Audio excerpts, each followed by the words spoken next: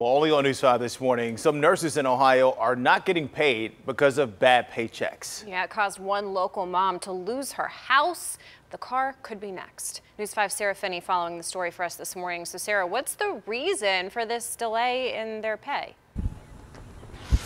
Hey, Karina, well, that's a little unclear right now. When we reached out to CareSource, they told us that they'll continue to work with providers to make sure everyone gets their paychecks on time. But this Doylestown mom says that is not the case, and she is just tired of fighting with CareSource. And we are learning that she's not necessarily alone. We've seen several examples of providers complaining about similar things on social media. In this case, Cindy Braley says she either goes months without pay or she is shorted. She and her husband even showed us some bad checks from CareSource. Braley says she was told a glitch in the system was to blame for that, and waiting for money has really affected her family. She says they've lost their house and could lose their car next. CareSource is not caring. She's been on the phone with them hundreds of times. It's getting to the point where I'm ready to give up. No one wants to hear us.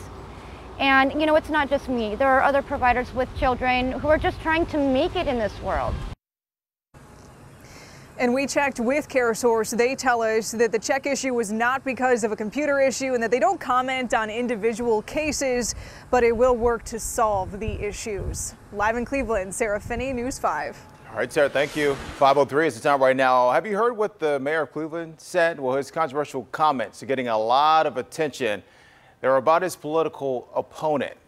Frank Jackson introduced a plan to build a $2.4 million dirt bike track and ban dirt bikes on city streets and city sidewalks. Well, Councilman Zach Reed, who is running for mayor, says the money could be better used for something else. During yesterday's news conference, Jackson was asked if Reed is exploiting the dirt bike concerns for political gain. Here's his response. He'll say anything, whatever he thinks to his advantage. I mean, you're saying he's exploiting it. There are pimps in every world. Yes, he's pimping this situation. Councilman Jeff Johnson is also running for mayor. He says he's offended by Jackson's comments. He's calling for him to apologize to Reed. In Akron, investigators still trying to figure out what caused Monday morning's deadly house fire. 2 adults, 5 children killed. Family members want to know if this was an accident or if the fire was set on purpose. Law enforcement sources telling us they've questioned a person of interest, but we are told that person is not a suspect and is being held on an unrelated potential parole violation.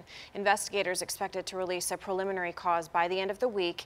There's a vigil to remember those victims this Saturday at 7:30 in front of the remains of that house on Fulton Street. And grief counselors were on hand yesterday as students went back to school a day after that horrific tragedy. One of the younger victims, Deja Huggins, she was a kindergartner at Helen Arnold Learning Center. The principal says she was a sweet little girl who loved giving hugs and that her spirit has been felt all through that school. What the amazing part is the students have eased the adults' load, have made it easier for us.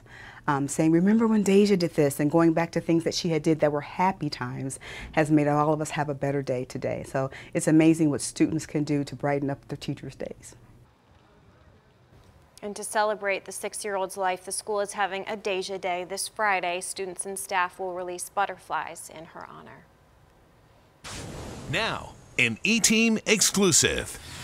5 minutes past the hour now, the E-Team with another exclusive this morning. You know how bad the opioid problem is in our country. We constantly report on overdoses here at News 5, and many times kids are involved here. But help is on the way here in Ohio. News 5's Meg Shaw joining me now to tell us about a new high school for students in recovery. Good morning, Meg. Yeah, good morning. These high schools are popping up all over the country right now. There's about 40 of them, but in just a couple of years, that number will go up as more communities try to get a grip on youth addiction, including here in the Buckeye State. Most recovery high schools already established look like normal high schools. Students learning math, science, English, but they all have one thing in common: their addiction to drugs or alcohol. Many of the students picking up the substance at a young age, but leaders here in Central Ohio say this has to stop. They're planning to open a recovery high school in Columbus in fall of 2018. Students at the school will have access to counselors and professional staff just like they would in recovery. Now, Sarah Nerad, who's spearheading the Columbus school, says while addiction isn't new to the country or Ohio, starting these schools could save kids' lives.